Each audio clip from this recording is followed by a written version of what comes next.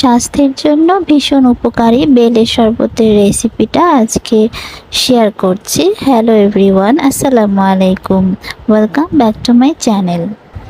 বেলের শরবত তৈরির জন্য এখানে আমি পরিমাণ মতো বেল নিয়ে নিচ্ছি। এইটুকু বেল দিয়ে আমি 2 গ্লাসের মতো শরবত তৈরি করব।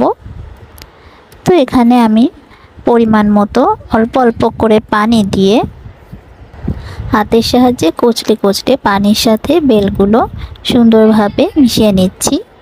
তো 2 গ্লাসের মতো পানি অ্যাড করেছি। আপনারা চাইলে ঠান্ডা বা নর্মাল যে কোনো পানি এখানে অ্যাড করতে পারেন। তারপর এরকম একটা চালনির সাহায্যে ভালোভাবে আমি চেলে নিচ্ছি, এতে করে বিচি আর ছোবলাগুলো আলাদা হয়ে গিয়েছে।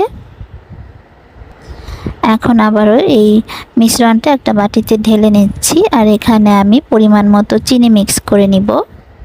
তো বেলের শরবতে আর কিছুই দেওয়ার প্রয়োজন পড়ে না।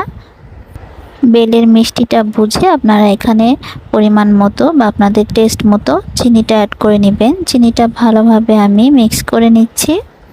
আপনারা চাইলে এখানে লেবু বা গুড় যে কোনো কিছু ব্যবহার করতে পারেন, তবে আমি একদম সিম্পলভাবে তৈরি করেছি। আমি এখানে আর কিছুই অ্যাড করব না। তো বেলের শরবতটা রেডি হয়ে গিয়েছে, গ্লাসে ঢেলে নিচ্ছি। তো তৈরি হয়ে গেল ভীষণ মজার স্বাস্থ্য উপকারী বেলের শরবত।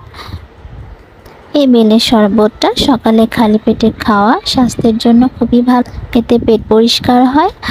তো ভিডিওটা এখানেই শেষ করছি। ভালো লাগলে লাইক করে দিবেন, চ্যানেলটি সাবস্ক্রাইব করে সাথেই থাকবেন। সবাই খুব বেশি ভালো থাকবেন। আল্লাহ হাফেজ। স্বাস্থ্যের জন্য ভীষণ উপকারী বেলের শরবতের রেসিপিটা আজকে শেয়ার করছি। হ্যালো এভরিওয়ান, আসসালামু আলাইকুম, welcome back to my channel. বেলের শরবত তৈরির জন্য এখানে আমি পরিমাণ মতো বেল নিয়ে নিচ্ছি। এইটুকু বেল দিয়ে আমি 2 গ্লাসের মতো শরবত তৈরি করব। তো এখানে আমি পরিমাণ মতো অল্প অল্প করে পানি দিয়ে হাতের সাহায্যে কচলে কচলে পানির সাথে বেলগুলো সুন্দরভাবে মিশিয়ে নিচ্ছি।